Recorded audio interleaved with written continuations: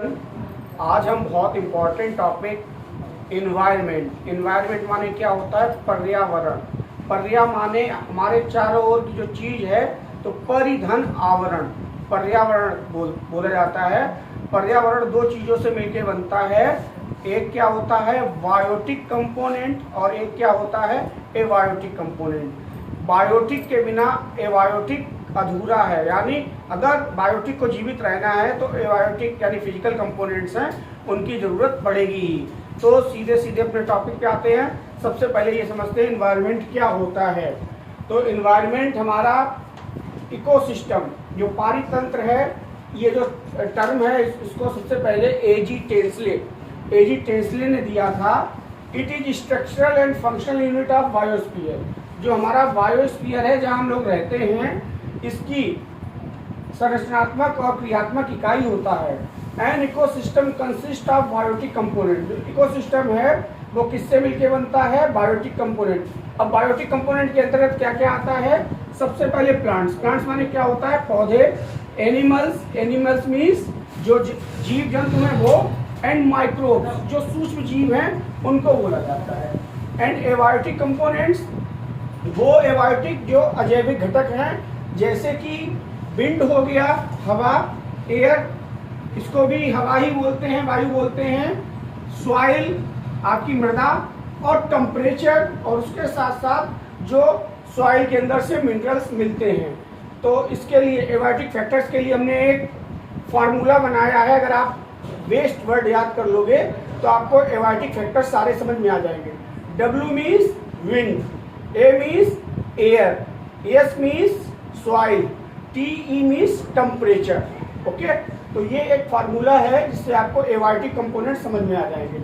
अब इकोसिस्टम कितने टाइप्स का होता है? दो टाइप्स का। एक जो प्रकृति ने बनाया है उसको नेचुरल इकोसिस्टम कहते हैं, और एक जो आर्टिफिशियल, जो मैन मेड होता है, जो ह्यूमन बींग्स ने बनाया है, उसको आर्टिफिशियल इकोसिस्टम कहते हैं। सबसे पहले नेचुरल इकोसिस्टम। नेचुरल माने प्राकृतिक, इकोसिस्टम मीन्स पारितंत्र। जीव सिस्टम डेवलप इन नेचर। ये जो सिस्टम है ये नेचर ने बनाया है विदाउट ह्यूमन सपोर्ट, बिना किसी भी ह्यूमन सपोर्ट, यानी इसमें ह्यूमन मानव जीवन का कोई योगदान नहीं है। बिना किसी ह्यूमन सपोर्ट के ये जो सिस्टम है ये तैयार हुआ है। डेजर्ट जो रेगिस्तान है नेचुरल है। ग्रासलैंड जो चरागाह होते हैं, घास के मैदान होते हैं, नेचुरल। फॉरेस्ट कोई जंगल है वो नेचुरल होता है। एक्वेटिक जो एक्वेटिक है यानी जलीय जीव जो पाए जाते हैं फाउंड इन वाटर, वो भी कैसा है? Natural ecosystem. नेक्स्ट क्या है? Artificial ecosystem. जो मैन ने बनाया है उसको क्या बोलेंगे? Artificial ecosystem. इसके दो नाम और हैं, वो भी आप समझ लीजिए। इसको एंथ्रोपोजेनिक इकोसिस्टम भी बोलते हैं। अगर आपके एग्जाम में ये वाला वर्ड आए एंथ्रोपोजेनिक, तो इसका मतलब क्या होता? आर्टिफिशियल।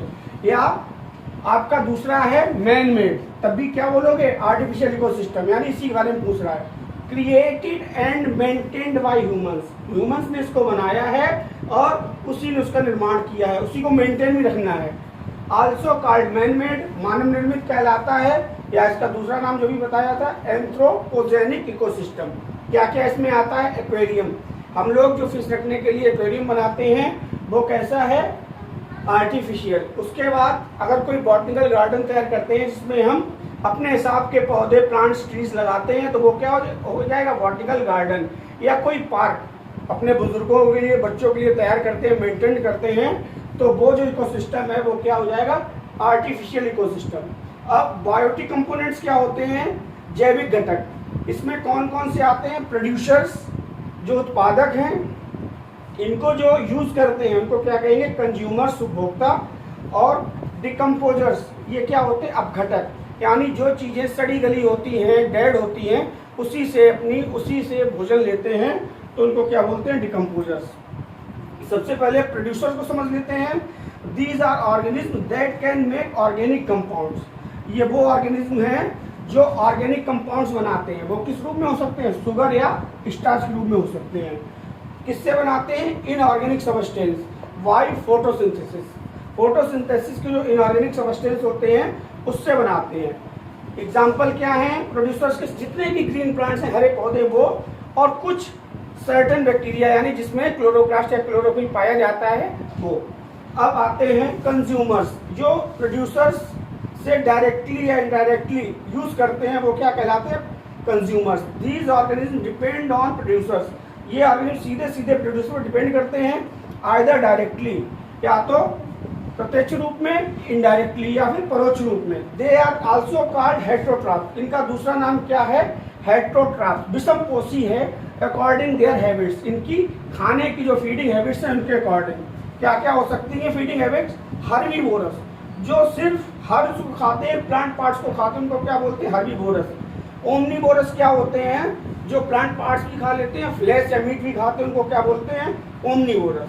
कार्निवोरस वो होते हैं जो सिर्फ फ्लैश को खाते हैं। और पैरासाइट्स, कुछ जीव ऐसे भी हैं जो होस्ट पे डिपेंड होते हैं, उनको क्या बोलते हैं? Parasites.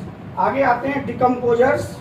Micro organism obtain energy from dead and decaying matter, जितने भी माइक्रो ऑर्गेनिज्म हैं उनको एनर्जी के लिए डेड या डिकेइंग मैटर्स से ही एनर्जी मिलती है। वो हमारे वेस्ट प्रोडक्ट्स हो सकते हैं एनिमल्स के द्वारा या प्लांट्स के सड़ने पे। They are act as cleansing agent of environment. अगर हम इनको अपने वातावरण, पर्यावरण का सफाई कर्मचारी बोले या कारक बोले तो गलत नहीं होगा, क्योंकि अगर ये ना हो तो जितनी भी चीज़ें सड़ती गलती हैं, इतनी बदबू फैल जाए, इतनी ज़्यादा मीथेन गैस इफेक्टिव हो जाए कि फिर जीना मुहाल हो जाए। तो आज का ये जो टॉपिक है बहुत इम्पॉर्टेंट टॉपिक है साइंस स्टूडेंट्स के लिए। अगर आपको ये टॉपिक अच्छा लगता है तो चैनल को जिन्होंने सब्सक्राइब नहीं किया सब्सक्राइब करें और अपने फ्रेंड्स के साथ शेयर कर सकते हैं। Thank you.